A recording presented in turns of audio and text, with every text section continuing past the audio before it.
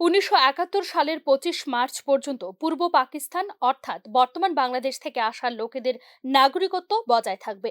বৃহস্পতিবার 4:1 সংখ্যাগরিষ্ঠতায় এই রায় দিয়েছে সুপ্রিম কোর্টের 5 সদস্যের সাংবিধানিক বেঞ্চ। একই সাথে নাগরিকত্বের আইনের 6A ধারা বহাল রেখেছে সুপ্রিম কোর্ট। 1 জানুয়ারি 1966 থেকে 25 মার্চ 1971 পর্যন্ত পূর্ব পাকিস্তান অর্থাৎ বর্তমানে বাংলাদেশ থেকে আসা লোকেদের নাগরিকত্ব বজায় থাকবে।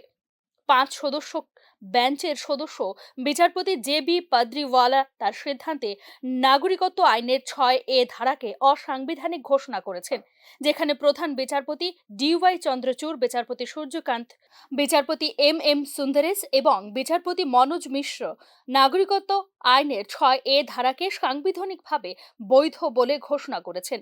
এই বিষয়ে 2023 সালের 12 ডিসেম্বর রায়দান সংরক্ষিত করেছিল সুপ্রিম কোর্ট। শুনানির সময় কেন্দ্র বলেছিল, দেশের বিভিন্ন প্রান্তে বসবাসকারী অবৈধ অভিবাসীদের তথ্য সংগ্রহ করা সম্ভব নয়, কারণ এ ধরনের লোকেরা গোপনে দেশে প্রবেশ করে। কেন্দ্রের দেওয়া হলফনামায় বলা হয়েছে, এই বিধানের অধীনে 17,861 জনকে নাগরিকত্ব দেওয়া হয়েছে। কেন্দ্র বলেছিল, 1966 থেকে 1971 সালের মধ্যে বিদেশি ট্রাইব্যুনালের আদেশে 32,381 জন বিদেশিকে শনাক্ত করা হয়েছিল। আদালত প্রশ্ন করেছিল, 25 মার্চ 1971 সালের পর অবৈধভাবে ভারতে প্রবেশকারী অভিবাসীদের আনুমানিক সংখ্যা কত? এই বিষয়ে কেন্দ্র বলেছে, অবৈধ অভিবাসীরা বৈধ ভ্রমণ নথি ছাড়াই গোপনে দেশে প্রবেশ করে।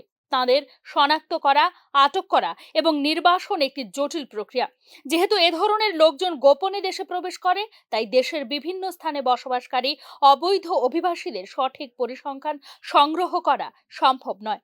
আসাম চুক্তিকে এগিয়ে নিয়ে যাওয়ার জন্য 1985 সালে করা সংশোধনীকে চ্যালেঞ্জ করেছিল পিটিশনগুলি। ব্যুরো রিপোর্ট, নিউজ নাও।